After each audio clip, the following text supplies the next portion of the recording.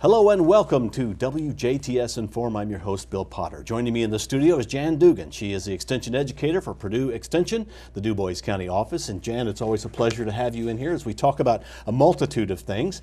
And we're going to talk about slow cookers. You know, I got one of those branding things in my head. I've always called them crock pots, but really that's a brand name, so we're talking about slow cookers. That's right. Same thing. That's right. Okay. A slow cooker is a great asset in anyone's kitchen, especially young families who are so busy and on the go, and it really is a way of providing family meals in a convenient way. They're safe to use, they're a money saver, and you can provide a nutritious meal just by preparing food in the slow cooker for the family. I know the first time my wife used a slow cooker, I thought, this is weird. You turn it on and then you leave and you come back at the end of the day and everything is done. I said, it just doesn't make sense to me. And the way she puts it in there, you put the stuff in and you put things on top. I'm one of those got to mix everything. It just seems to all go together. Slow cookers are really wonderful things. They are.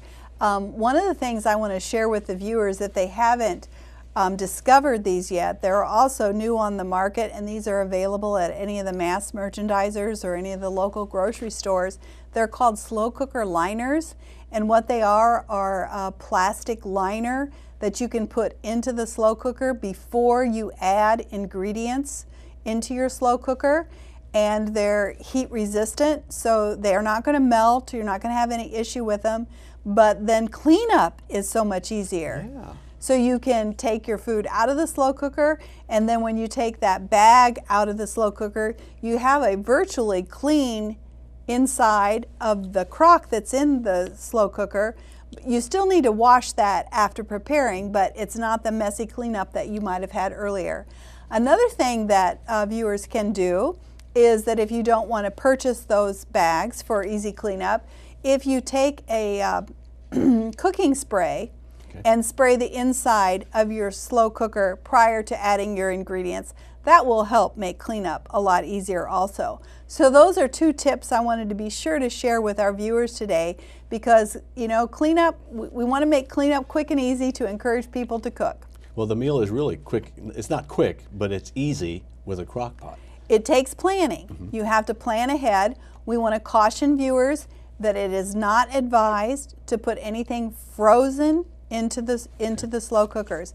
I know there are recipes out there that say that you can do that, but we are taking a risk when we put frozen foods into a slow cooker to cook, that the foods will remain in that danger temperature zone for too long a period that can actually encourage the growth of bacteria or pathogens that could make us sick later on. So it is not recommended to put frozen cuts of meat or frozen anything into the slow cooker. So you want to thaw things out first, and so you need to usually plan the night before that you're going to use a slow cooker and add your ingredients to the slow cooker then before you leave. And one of the things that I like to do is that I usually always start my slow cooker on high.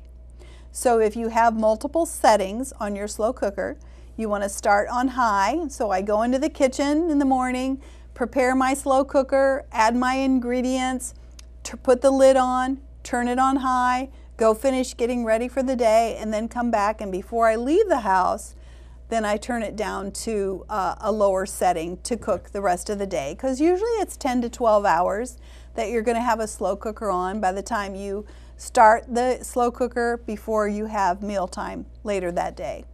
Now, are slow cookers ideal for making a whole meal?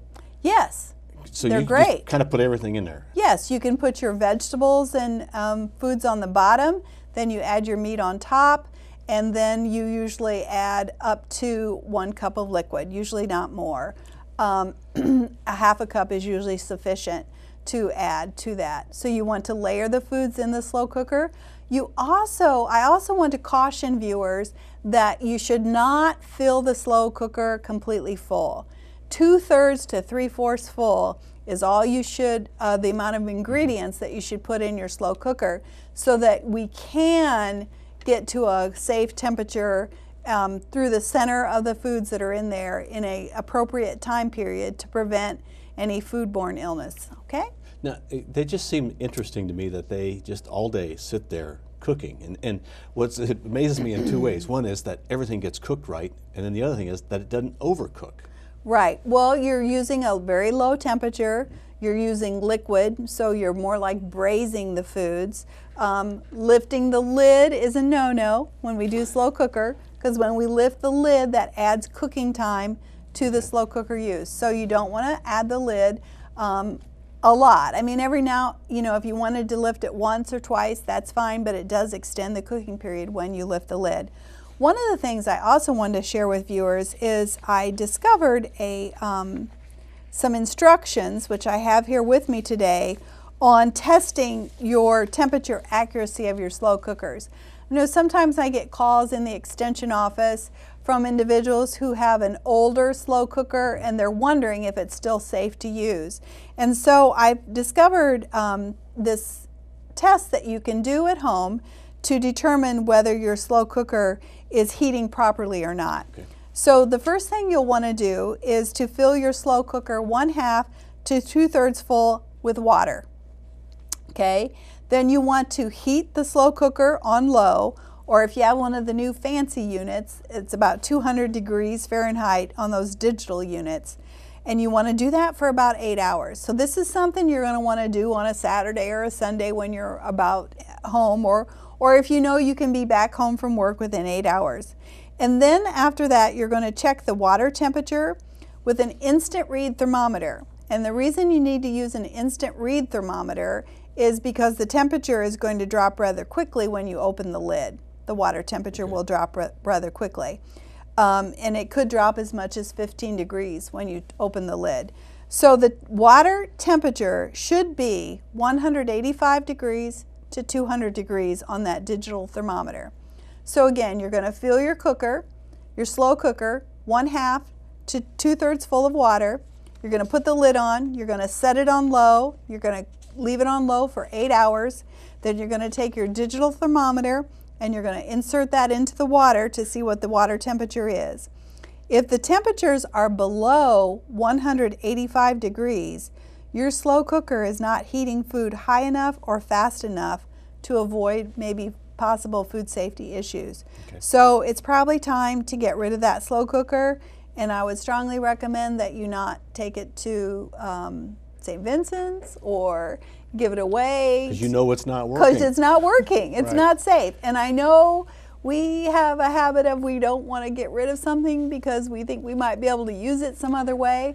That's a hazard. We don't want you to use it. Now, if you want to keep it for craft projects, like if you want to melt crayons in it to make little crayon discs, or you want to melt paraffin in it to make candles, something like that, that's fine. But don't use it for preparing food anymore if it falls. It's time to put a slow cooker on your Christmas wish list.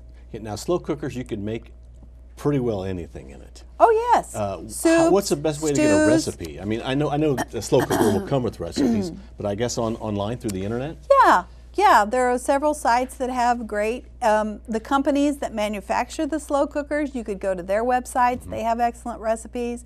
If you look on Pinterest, a lot of people like Pinterest, you can Google on Pinterest slow cookers. You can use a lot of your recipes that you have, and then if you're interested in doing that, I have a conversion chart I can share. You can just call me at the DuBois County Extension Office, and that number is 812-482-1782, and I'll be glad to share that information with you. So let's put some slow cooking into our... Now, hey, half the plate has to be vegetables. How do you know when you do a slow cooker how much is vegetables? Well, you're going to fill, half of it with vegetables? You're going to fill the vegetables on the bottom, and then you're going to add any meat if you do that on top, and then your liquids. So it's a matter of when you take that out and put it on your plate that you see that you put more. But you can embellish the slow cooker meal with a side salad or a vegetable, another vegetable that you prepare. There's a number of things that you can do. It also, one of the things that a lot of people don't realize is the slow cooker can actually improve the nutritional content of our meals. So, we can do a lot of different things in it, and it's going to be a healthy meal for you. We can reduce sodium. We can use sodium-free broths. We can eliminate salt in the recipes. We can use less fatty cuts of meat in the slow cooker. We can use skinless poultry in the slow cooker and get a really tasty product. We can reduce sugar. A lot of folks don't realize we can use slow cookers for making dessert. So you can make a dessert in your slow cooker and you can reduce the sugar. You can use more whole grains in the slow cooker. A great thing you could do is you could add barley to a soup that you're making in the slow cooker. So that would add whole grains. So it's just a great asset in our kitchen to have our slow cookers, get them out and use them for family meals. Okay, and if you'd like more information, I'm sure folks can just give you a call. And you know what, if folks want recipes, I have some flyers that we've created that have recipes, and I'd be glad to share those either electronically, if you want to email me at jmdugan@purdue.edu, or if you want to call us again at 482-1782, we'll be glad to share that. We're here to help and help people make those healthy choices. Jan, thank you so much for coming in.